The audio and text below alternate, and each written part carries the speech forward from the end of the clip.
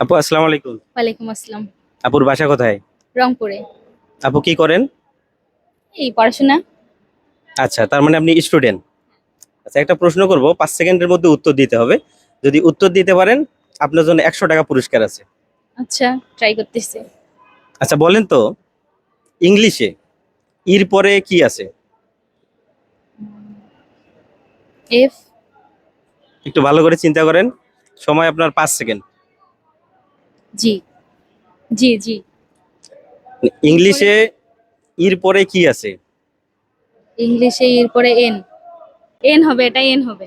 N হবে, এটা N হবে। আপনি শিওর? হ্যাঁ, এন। নিয়ে নিব? হ্যাঁ, নিয়ে নেন।